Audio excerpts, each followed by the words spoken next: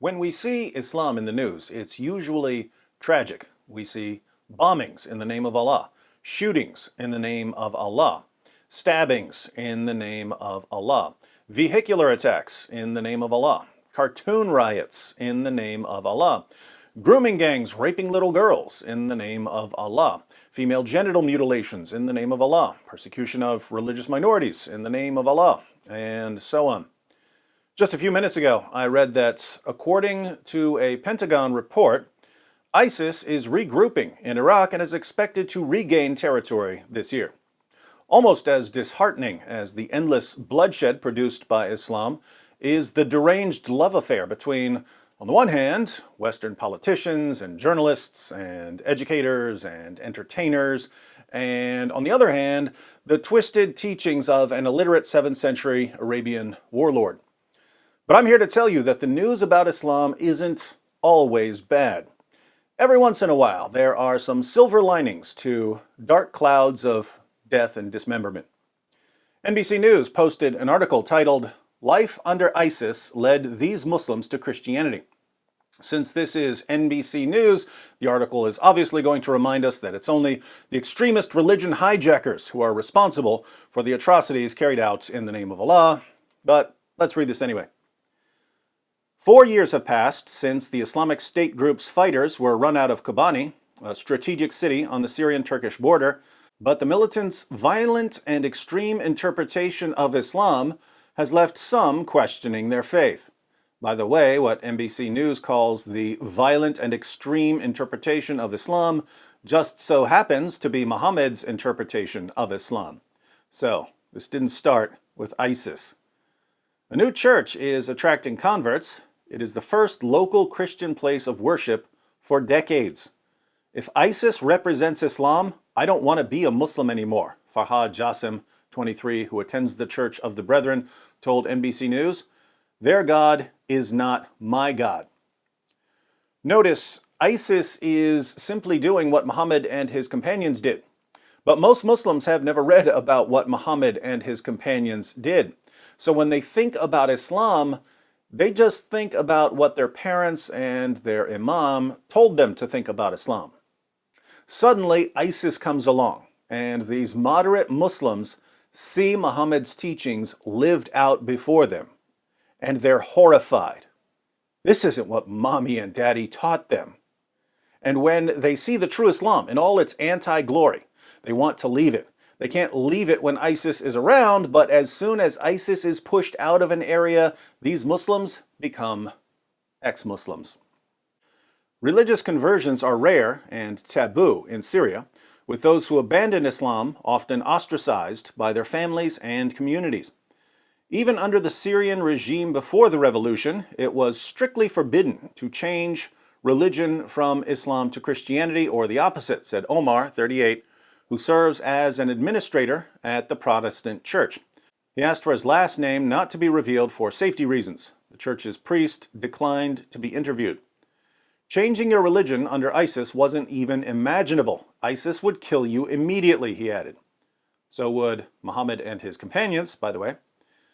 While residents are still dealing with the emotional scars left by the brutality of ISIS, Omar says many people in Kobani have been open-minded about Christianity.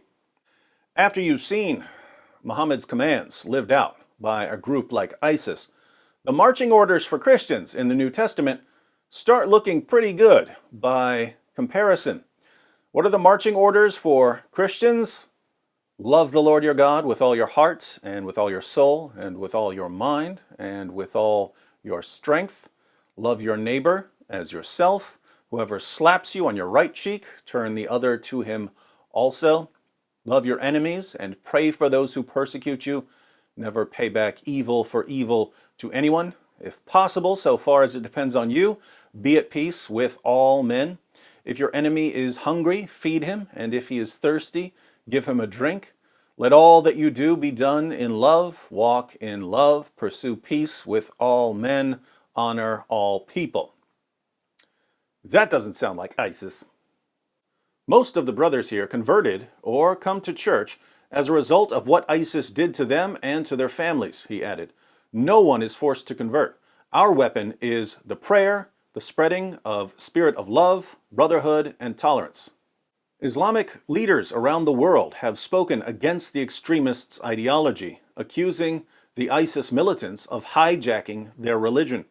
In 2014, more than 100 Muslim scholars wrote an open letter to ISIS leader Abu Bakr al-Baghdadi, saying the militant group has misinterpreted Islam into a religion of harshness, brutality, torture, and murder.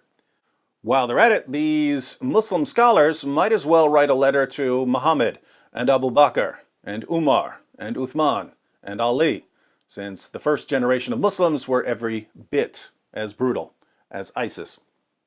Only 4.6% of Syrians are believed to be Christian, according to a report by the Aid to the Church in Need.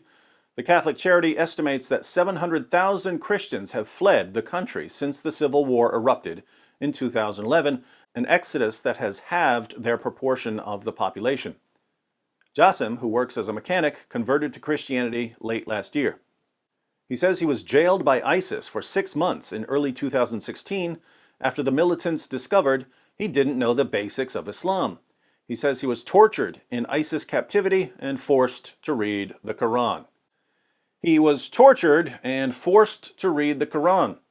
Those don't have to be two separate things, by the way, since reading the Quran is a form of torture. After I witnessed their brutality with my own eyes, I started to be skeptical about my belief, Jassim said, anger rising in his voice. After hearing about the Church of the Brethren, which opened in September and is part of a denomination with its origins in 18th century Germany, Jassim decided to visit and see for himself what it was all about. It didn't take me long to discover that Christianity was the religion I was searching for, he said. But walking away from Islam meant his relationship with his parents and other family members was over. Think about this. Muslims in Syria know that if they leave Islam, their families are going to turn their backs on them. But they've come to despise Islam so much after seeing it lived out by ISIS jihadis that they're willing to give up their families in order to leave their religion. Fighting back tears, Jassim says he hopes that his loved ones will not only one day forgive him for finding a new faith, but consider converting themselves. Like Jassim, Firas also turned away from Islam after witnessing ISIS atrocities. He converted to Christianity around 6 months ago. ISIS members were terrorizing people and then going to the mosque to pray to Allah, said Firas, 47, who is a farmer and asked for his last name not to be published for security reasons. After their prayers, they would leave the mosque and terrorize people again. This is something that's been witnessed around the world. Certain Muslims come out of the mosque more violent than when they went into the mosque. This is confusing to some people because they assume that focusing on worshiping God should make you more peaceful. They don't realize that if you go to the mosque and focus on worshiping a God who orders you to violently subjugate the entire world, it's not going to make you more peaceful. It's going to turn you into a killing machine. Firas says that he has not turned against his old faith and that all of his relatives remain conservative Muslims. But the brutality he witnessed in the caliphate was too much to bear. If heaven is made for ISIS and their belief, I would choose hell for myself instead of being again with them in that same place, even if it's paradise, he said. So here's a former Muslim saying not only that he was willing to give up his family in order to leave Islam, but also that he'd rather burn in hell than be in paradise with devout Muslims. This is a massively negative backlash against the commands of Allah and Muhammad, and it's happening in the very heart of the Muslim world. Now, if Muslims are leaving Islam, even in Muslim countries, even when they have to give up their families, even when there could be violent retaliation, what do you think would happen if Muslims were free to leave Islam without any fear of repercussions?